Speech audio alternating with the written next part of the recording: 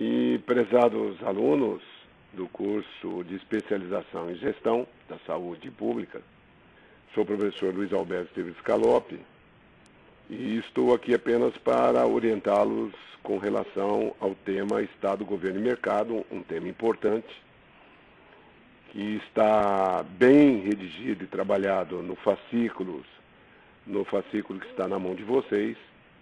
E basicamente este fascículo, ou seja, essa disciplina, trabalha de uma coisa importante na modernidade, que é a relação entre Estado, governo e mercado. Ou seja, é a relação entre o poder político e o poder econômico. O movimento do mercado tem uma relação, segundo o fascículo, pendular com o movimento do Estado. Ou seja, na medida que o mercado trabalha, constrói alguns ingredientes, elementos de conforto para a sociedade, o Estado recua um pouco porque ele diminui a sua tarefa de dirimir conflitos. Na medida que há crises, o Estado, portanto, o governo, que é a cristalização do Estado, na pessoa do governante, ele avança em políticas sociais e de ocupação de espaços, inclusive econômicos, para poder atender às demandas sociais. Só que esse movimento pendular não é assim matemático, é um movimento crítico, é um movimento que tem rupturas, que tem crises. Depende muito de quem governa, como foi escolhido, pelo sufrágio universal. Além disso, nessa disciplina, se dá destaque a um fato importantíssimo ocorrido na modernidade, que foi a concentração do poder da força no Estado. Por isso que se diz que o Estado tem o monopólio da violência, do terror, da força. Ou seja, o Estado tem o poder de concentrar e exercer a violência. Só ele pode. Agora, esta violência, a ser praticada na sociedade, só pode ser praticada de forma legítima, ou seja, dentro de um quadro de legalidade e com respaldo social, ou seja, com condições políticas. Essas condições políticas é que dá a ele, a essa legalidade, aquilo que chamamos de legitimidade. Mas, de todo modo, é proibido a qualquer particular, ao privado, a prática da violência. Só é permitido ao Estado praticar essa violência. Nessa relação, o que se faz? Estabelece na sociedade uma possibilidade de interlocução entre cidadãos que detêm os meios de produção, portanto têm controle, domínio, influência no mercado e, portanto, no poder político, e o cidadão que se encontra desguarnecido e, portanto, nessa forma, ele encontra no sufrágio, na eleição, na política, o espaço onde ele retoma, se ele estiver mobilizado, as rédeas do seu governo. Importante, então, saber que no Estado, na sociedade, num determinado território, há uma luta política na modernidade constante. E aí que o fascículo contribui com uma coisa interessante, no sentido de que esta política, de esclarecer que esta política, ela se determina praticamente orientada, é uma orientação por duas matrizes. Eu estou dizendo matrizes, por duas bases teóricas, que é a marxista e a liberal.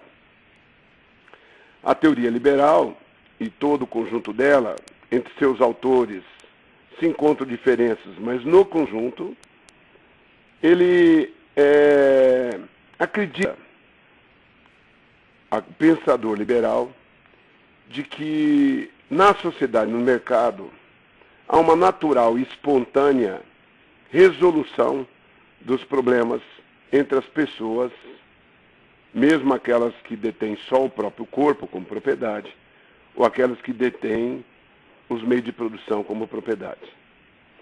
Eles acham que este é um exercício da liberdade, a liberdade de se encontrar no espaço público, e no espaço público se determinar, regular, organizar a sociedade.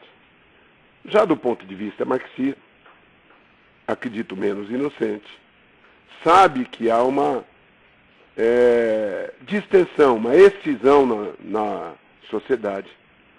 Há uma diferença econômica que é fundante, que move as relações entre pessoas, grupos sociais e classes sociais. E, portanto, já não se centra, como os liberais, na liberdade individual, mas na organização e participação política de setores que têm uma afinidade social e econômica comum, como as classes sociais, como os grupos sociais, os mais diversos, que na modernidade se modificaram bastante. Hoje, no direito, chamamos até de direitos coletivos para determinar grupos sociais que têm reivindicações diferentes junto à sociedade e especialmente junto ao Estado, propondo políticas que sejam aplicadas pelo governo. Basicamente é essa ideia central que nos é dada, e também a grande contribuição que eu vejo nesse fascículo é a apresentação resumida, e é importante que você leia, de alguns pensadores, ou melhor, os pensadores mais referenciais do século XVIII, do século XIX, e depois a influência que eles exercem na nossa, no momento presente. Ou seja, esses resumos dos professores, acho que você deve ler e identificar, porque o conjunto de falas que nós todos construímos sobre a vida todo dia, no fundo, tem um pouco de influência desses pensadores. Aprendemos assim na escola, aprendemos assim na rua, aprendemos assim nos bairros, aprendemos assim no esporte, aprendemos assim na família, mas essas ideias que temos de sociedade, sempre um pouco, ou às vezes bastante, está influenciada por esses pensadores. Então eu chamo a atenção de vocês para lerem, identificarem esses autores e, se for o caso, ainda entrarem na internet, buscarem outras referências para conhecer melhor esses autores e seus pensamentos. Mas a grande contribuição desse fascículo é dizer a vocês que tem duas matrizes, grossamente dadas aqui, redutoramente, mas é um bom indicador para você situar esses autores, seus campos e as teorias que revelam e orientam lutas sociais distintas na sociedade.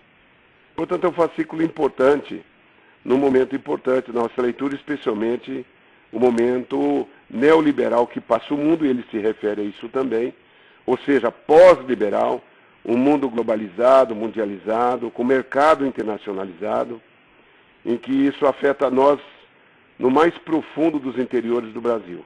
E é preciso fazer essa leitura também.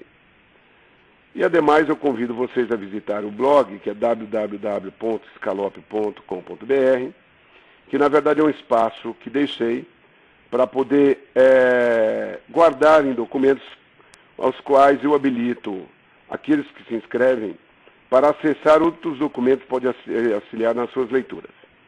É fato que nesse blog eu encontro, se você encontrará mais documentos sobre direito e política, mas também podemos, durante a nossa disciplina, se quiserem, tanto colocar no Saber Mais, como posso colocar nesse espaço especial que criei, para tratar de todas as aulas, os documentos, ou outros temas que interessam a vocês. Estou aqui pronto e nos conversaremos durante todo o curso. Bom curso para todos. Preste atenção na disciplina e faça, pelo menos, uma leitura interessada do fascículo.